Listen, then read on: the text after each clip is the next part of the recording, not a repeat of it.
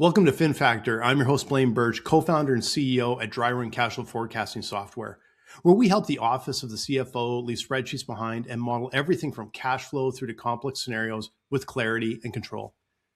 And joining me today is Robert Siciliano, a security analyst, best-selling author, and one of the leading educators in personal and corporate protection. And today we'll explore how AI-driven scams and sophisticated wire fraud have turned the human element into a company's most expensive liability, and how finance leaders can move beyond the human blind spot to safeguard every transaction, employee, and executive decision. Welcome to the show, Robert. Very happy to be here. Thank you so much. So this is a huge topic, scams, fraud, everything, massive topic. We have, our inboxes feel full every day. One of my team is reporting phishing, like once a day. So we all know that this is a really big issue. Obviously, like it's such a massive issue. We hear stories of people, getting taken in by these fraudulent activities. I guess I want to put it this way: how do sophisticated people or smart people that know about this still fall for these fraudulent activities? I spend a lot of time working with victims of crime, right? And these are people that, from all walks of life, all ages, all, positions in organizations and so forth. And 100% of the time, they say to me at the conclusion, as they're experiencing the shame of being victimized, they say, "How could I be so stupid?" And my response to that is, I don't think that anybody who is victimized in that regard is stupid at all. I think they're just simply human. And the predators, the bad actors, they just simply understand what makes us choose and decide, essentially what makes us tick. And if we don't understand ourselves, they say know thyself. If we don't understand ourselves and what makes us choose and decide in this regard, then it's just a matter of time until they get you. So it's not a matter of being stupid. It's simply just being or ill-informed, right? And I don't know that the majority of us are up to speed with our own digital literacy when it comes to cybersecurity. I don't know that most organizations spend enough time, energy, or effort in educating and informing their employees on fraud prevention. I know that they all, to a degree, and when I say all, I mean like 60%, provide compliance-based regulatory type phishing simulation training, which is necessary and it's good in regards to, relatively solving the job of preventing phishing. Yeah. But if that training occurs, it's once a year, maybe quarterly. And sometimes they provide, micro e-learning, which is better. But in the end, that phishing simulation training doesn't necessarily solve the human factor in regards to effectively recognizing risk emotionally. Phishing simulation training is look at this, look for this, don't do this, or else. And that really isn't effective in actually getting the human to effectively recognize risk, both personally and, of course, professionally.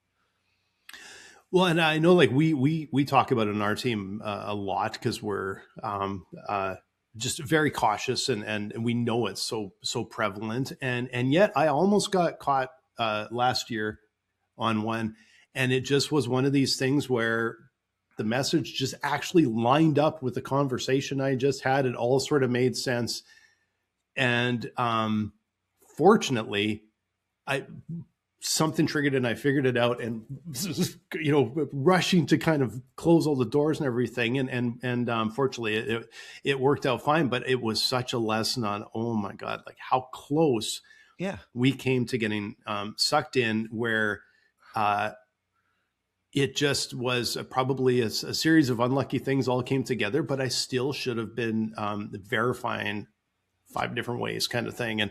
And so we learned a valuable lesson from that. But then, time makes those lessons not quite as fresh, right?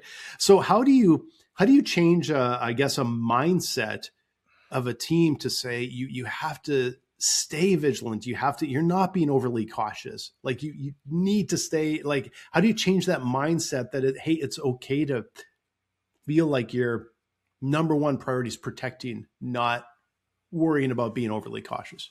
So reflecting on what happened to you, that happened to me 2 weeks ago. I just talked to a client. They said, we're sending you a Chase payment. Look out for it. A half an hour later, I get a notification from Chase regarding a payment. Hello. Yeah. I don't call that coincidence. I call that's what they're doing. I mean, that is the process. They're sending out millions and millions of emails every single day. Chances are you're going to talk to a client that's sending you a Chase payment. It's just a matter of time. Like, that's how that works. All that said, okay, so to get everybody up to speed, first and foremost, we talked about know thyself, right? It's important that we understand, all of us, that every single one of us, we talked about, I felt so stupid. We all have what I call, and I've been doing what I do now for 30 plus years professionally, 40 years, really since I was a teen, okay? We all have what's called, and I've developed this over the course of a lifetime, I call it the human blind spot, okay? So the human blind spot is our default to trust one another. It's that psychological and truly biological instinct to trust each other. We are an interdependent species. We depend on each other for our survival. Man needs woman, woman needs man, by the end of the day, to procreate. And the basis of that is we've got to trust each other in order for that to happen, okay? And so that trusting by default essentially is a cognitive gap. It's where biological trust overrides most forms of suspicion, and that leaves the door wide open for all kinds of fraud and deception. And now with AI and deep fakes, forget about it, right? So that biological default to trust essentially leads to the psychological shortcuts or the heuristics that criminals use to bypass our human logic and basically affect us emotionally using what we call manufactured urgency. So most of the scams you see today, I would say 9 out of 10 of them, there's like some type of an urgent message where like they just paid a bill or a bill was just paid via a PayPal account. Call this number if you don't think you should have to pay this bill. Whoa, I don't want to pay that bill. I'm calling the number. Or you get a pop-up from Amazon or Apple that says, hey, there's a problem with your computer. Just call us at this number. And once you make that phone call, if you don't even know that that's not already fraud and you make the call, you're already done, and that's a big deal. And most of us aren't paying all that much attention to this stuff because we don't want to first believe that we would ever be victimized to begin with. Like, security goes against most of our core belief systems. First and foremost, we've got to trust. Trusting means, I believe you. You have my best interest in mind. Not trusting means there are predators and thieves out there that want to hurt or harm me, but I don't want to think about those things to begin with. I would rather think that everybody's nice and good and kind. It just feels better to trust. So it just kind of goes against our core beliefs. So once I get all of that out of the way, because that's really important. It's not a matter of look at these links, hover your mouse over the URL, look for the scammer grammar. Like, all of that is necessary, but that's like putting the cart before the horse. You've got to kind of get into why we do what we do and how they get to us and what ultimately we need to become. Like, literally, it's not what to look out for. It's what we need to become so that we effectively recognize risk. Okay. And in order to achieve that, right, again, it's breaking down all of the issues biologically that make us susceptible to risk. And that begins with the human blind spot, right? And then from there, it's understanding what I call PDF. And PDF is paranoia, denial, and fatalism. So you say, well, what does paranoia, denial, and fatalism have to do with security? Well, it has a lot to do with it because these are, this is like a vicious circle of a loop that I call that makes us actually deny the existence of risk. Okay, so if I tell an audience of 100 people, which is actually true, I've got 20 security cameras in my home. I do. Between the outside of my home and the inside of my home, in each corner, there might be 1 or 2, or even 3 on some corners, and then the inside of the house. If I tell an audience of 100 people, I got 100 security cameras. I'm sorry, 20 security cameras. What might that say Or what might you think about my disposition, my outlook, my worldview? I wake up every day, I've got 20 security cameras. I must be what? Paranoid. Yeah. Paranoid. Yeah. That's what I'm thinking. Yeah. Well, okay, so here's the deal with that. Paranoia is a mental health disease, is what it is. It is the unjustified perspective that people are out to get you, that you're being persecuted. That's what paranoia actually is by definition.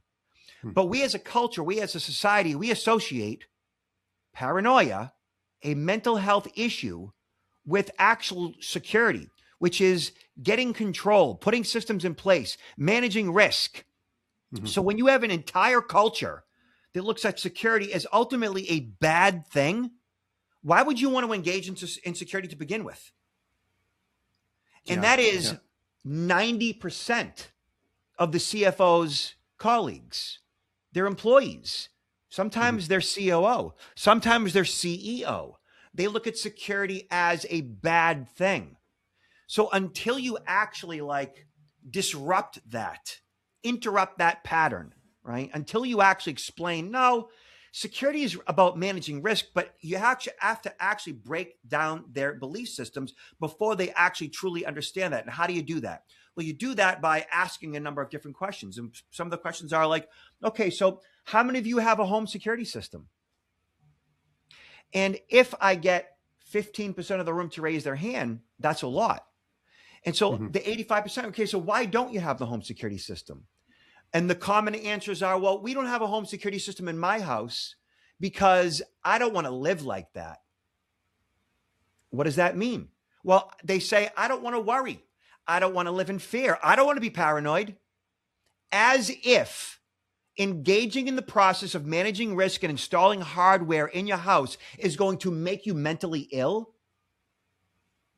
But once you break that down, and once they see how kind of ridiculous that is, they begin to recognize, okay, so what actually is security? I want to know now. And then now you go through the process of explaining, okay, so how many of you actually have a different passcode across all your critical accounts?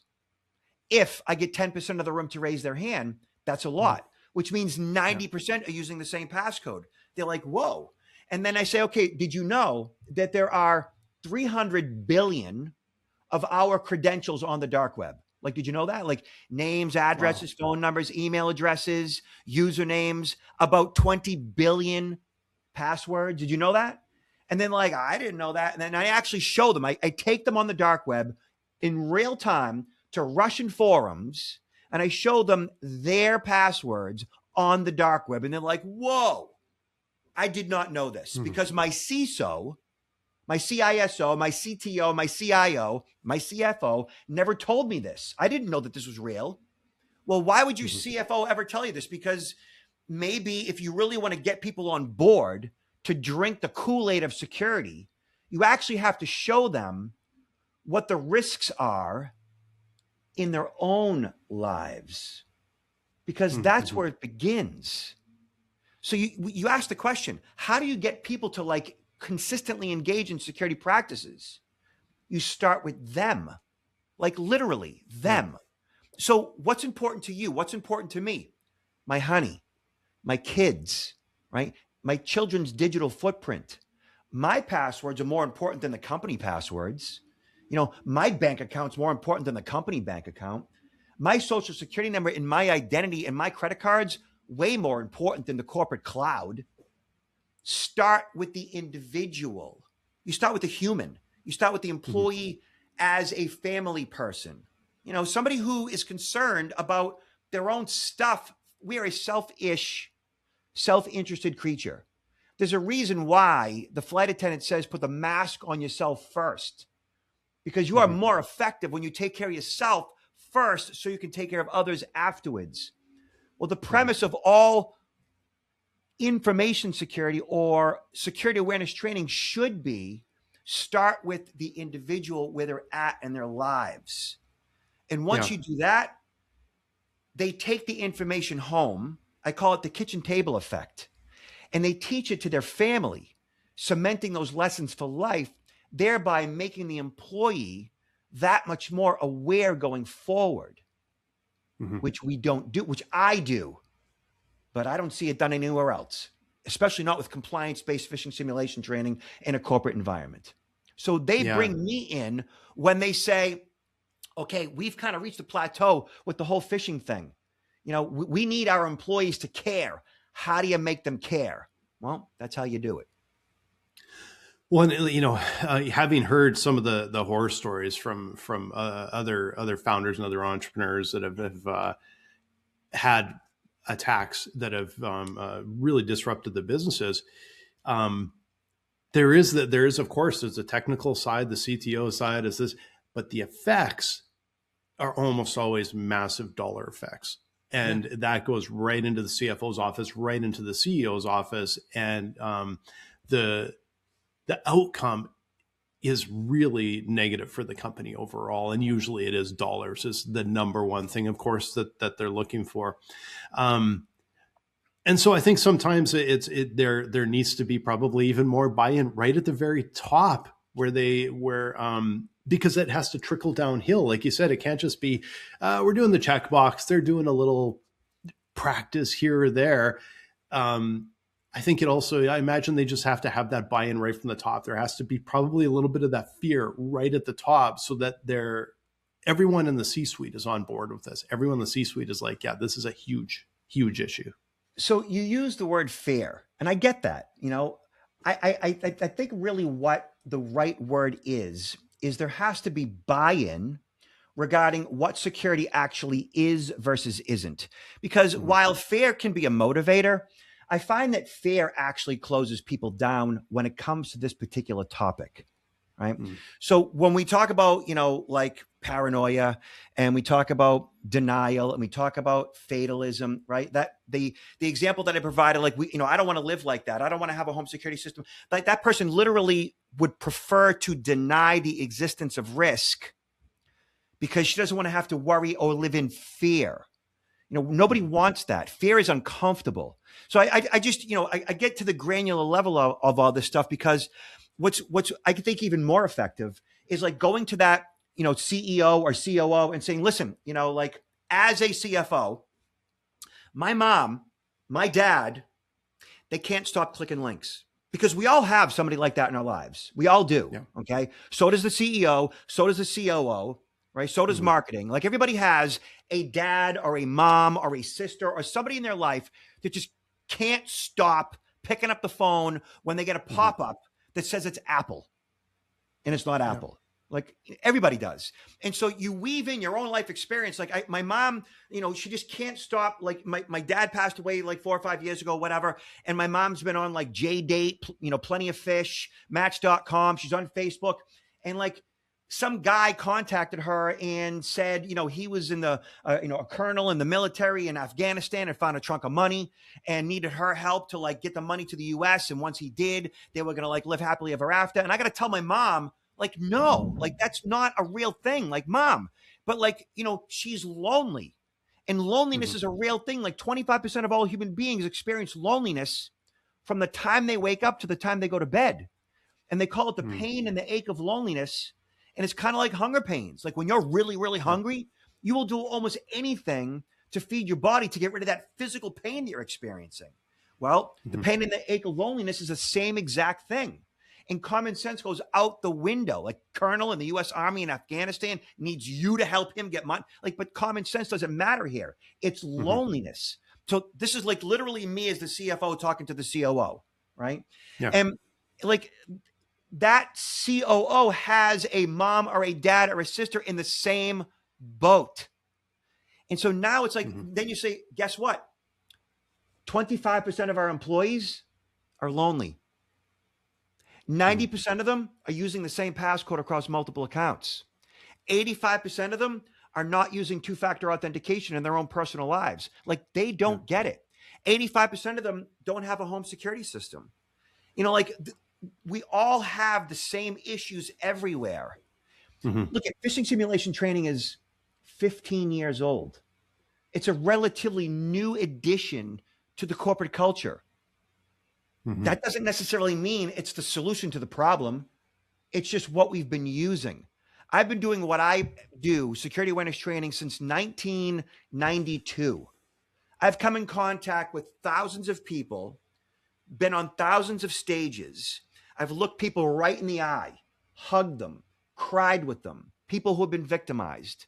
And what I've seen in 30 years is that humans haven't changed at all. We still deal with PDF, paranoia, denial, not going to happen to me, and fatalism. If they're going to break in, they're going to break in. What am I going to do? Why would I use a password manager if it can be hacked? Why would I get a credit freeze if they can hack the credit bureaus? Like, they use fatalism to justify denial and paranoia. That's everybody. That's humans. Yeah. It's, this is really making me think, of course, because it is something that, of course, we can all relate to. We all have family, friends that have had struggles like this, and and then you start thinking about, like, we have a really, maybe you have a really large team, and it feels to me like I really like what you're saying, because the training, and it's like the technical training doesn't have the impact that stories do. The stories that's something that people can relate to, and it makes it feel real, which means the training feels real, right? The current training that we do is a check the box, compliance based, get her done. It shows metrics, and it's the best we have at the moment, or at least that is on budget, that can let the regulators know that we did our job. But it's not necessarily making the employee care. And so our dialogue, I'm guessing, isn't what any of your audience is expecting when they think cybersecurity. But we're not engaging that employee when it comes to being at all kind or caring or empathetic to them when it comes to their worries and their fears regarding risk. Because risk is about predators and thieves. It's about sociopaths and psychopaths and hardcore narcissists whose full intent is to do harm. They want to hit you, hurt you, and harm you. They want your mother to be homeless, on the street, broke or dead, literally, because they want all of her money, and they don't care if she starves. That's what we're dealing with. We're not dealing with a phishing email. We're not dealing with a typo or scammergrammer. We're dealing with human predators that mean to do harm. In the course of your life, 97% of all the people that you will ever meet are worthy of your trust. They're good people with good intentions. But do your own research. As much as 3% of women and as much as 6% of men are considered by the medical communities as psychopaths and sociopaths. Again, these are the hardcore narcissists that experience no empathy, no sympathy, no guilt, no remorse. They truly have no shame. They're the ones sending the emails, the wrong number texts, right? They're the ones that are calling up all day, every day with ruses and scams. And they're the ones that we have to be on guard. But again, we don't want to think it's going to happen to us. We would just rather, not have to think about those things. So again, once you break them down, once you challenge their belief systems, once they understand truly what risk actually is, all of a sudden they're like, whoa, like, I didn't know any of this. And you know why they didn't know any of it? Because nobody ever told them it. Because their CISO never sat them down and explained this to them. The CISO hires me when they say we've reached a plateau. And I go in the room, and this is what happens, Blaine. It's the funniest thing ever. Because when I walk in the room, they introduce me. I don't really get much in the way of applause because they're not really happy to see me to begin with. Like, they're looking at me, like, literally, if you're looking at this on video, with their arms crossed, right, with a scowl on their face. And they're looking at me going, okay, security guy, what are you going to tell me that I don't already know? And then they're checking their watch or their phone, and they're like, I got to get out of here. I got things to do. Right. Yeah. And so as I start to ask these challenging questions about the passwords, about the two-factor authentication, about the password managers, about, the home security systems, they're like, whoa, like, this is not what I thought it was going to be. Like, he's talking about me. He's talking about, like, what worries and concerns me. And all of a sudden, like, what happens is, like, the eyes begin to open up a little bit. the scowl kind of goes away a little bit, right? And then they literally, like, it's funny to watch because they literally physically, like in their chair, kind of move into the conversation, like their head gets a little closer to me, which is so fun.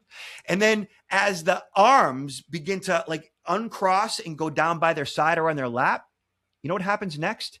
The hands go up because they got questions, right? Yeah. It's the greatest thing because as they have questions, like, okay, sir, you have a question. Yes. And he says, this, and that. Okay, good. And ma'am, you had a question too. Oh, he just asked it for me. You see, they all have the same questions that they've never had an opportunity to ask ever. And they have CISOs and CIOs and CTOs like literally in the company whose job it is to mitigate all of those risks, but they've never made themselves accessible to actually get those questions asked and answered. Like literally, you have some of the most secure beings on the planet in all of these corporations that have never made themselves accessible. And I think it's a real shame, actually, but it's also a great opportunity. And if you take advantage of like the fact that everybody's got these same questions, they've all got family with the same worries and issues, they've all got the same concerns, before you know it, like you've got a corporate culture that like they see it as we're all in it together versus this is a phishing email. If you click it and you get the organization in trouble, we're going to fire you, which is really what the corporate culture is right now when it comes to security awareness. Yeah, which doesn't seem overly effective, right? Like that doesn't feel like it's going to work, and I can see that it's that same pushback, I guess, and reaction is what I think with the C-suite scene when they come in and the CTO saying, okay, we're going to have to move to a password manager and two-factor on everything and unique passwords, and everyone groans, but I think setting that stage and getting them to relate to it is so important, because if you get that buy-in, then it's going to flow, then it's going to work. It's the buy-in. And, look at this process involves, understanding our human, fallibility, our vulnerability, right? And then it's a basic mindset that we develop in the course of a training, right? And that mindset is what I call, and I've been doing this now for 30 plus years, it's called the strategic human firewall. Okay. So as you know, traditional firewalls filter traffic, right? And human firewalls filter intent. Okay. So I would imagine that you being a professional, that you getting, and seeing, dozens of, phishing attempts every week, that you're already a strategic human firewall. Like you're looking for it. Like you're conscious of every time the phone rings, an email comes in, you get a text message, like you're kind of like fleshing it out on the fly. Like you kind of see, okay, that's not my registry of motor vehicles sending me a text message that my driver's license is at risk if I don't pay a fine. Like I know this one, like that's BS. Like you're like, bang. Like you're not dealing with any of that BS. You don't have time for any of that. So your radar, your BS radar has been up for probably years. Right? Because, you're a professional. This is what you do. You're paying attention. You're involved in finance to begin with. Like you've already been trained, But 90% of the general public doesn't. They just don't. But they can easily. And all they need is buy-in. So the strategic human firewall essentially is a mindset that's designed fundamentally to block deception.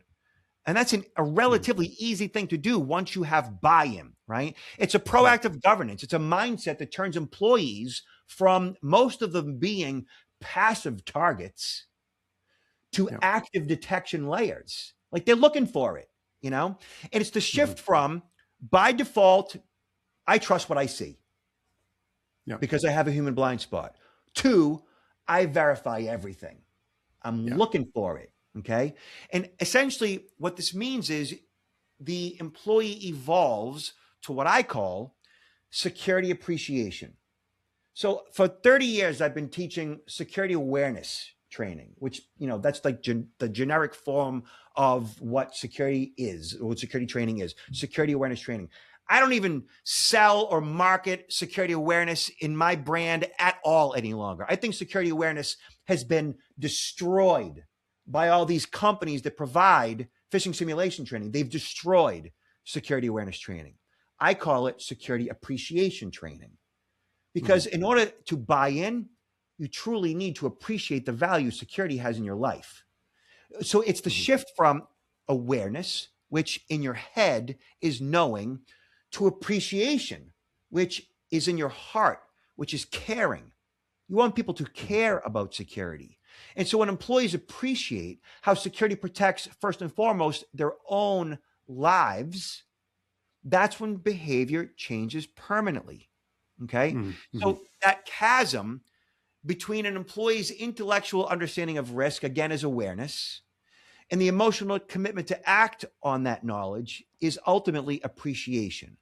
And like I had mentioned, that's where the kitchen table effect comes in. So what do?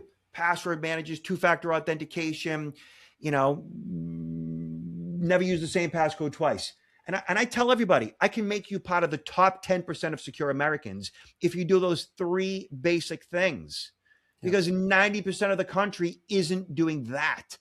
It's just so simple, And then from there, like they see, okay, so how do I protect my own identity? Credit freeze. A credit freeze has been around since 2008.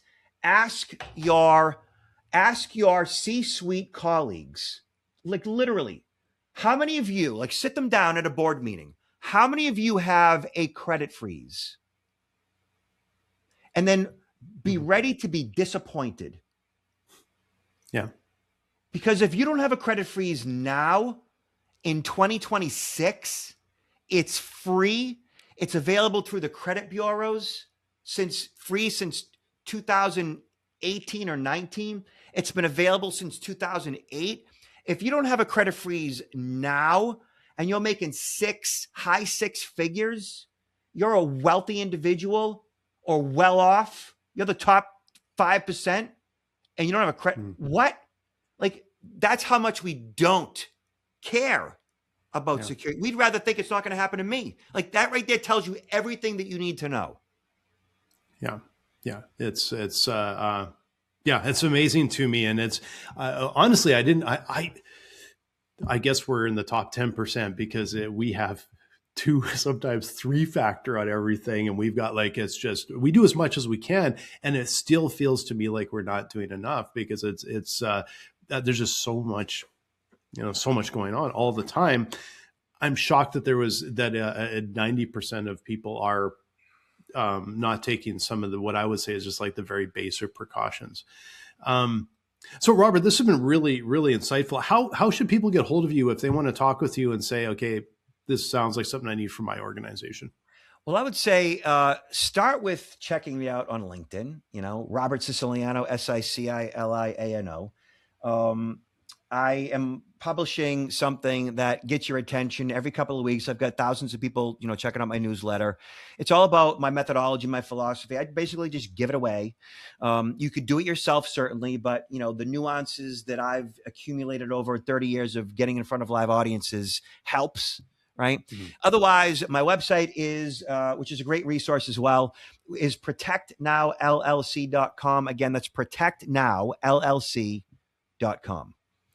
Okay, terrific. And I'll make sure that's down in the show notes. And thank you so much, Robert. I really appreciate it. It's a fascinating conversation and something that floats up top of mind for me every time I hear a horror story, especially from a friend or a colleague. So I really appreciate the time.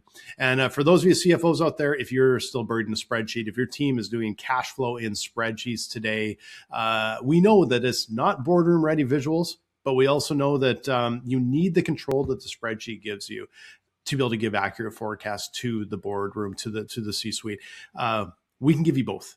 We can give you fast, clear visualizations and give you the control you need to be able to model out virtually anything. So come and see us at dryrun.com.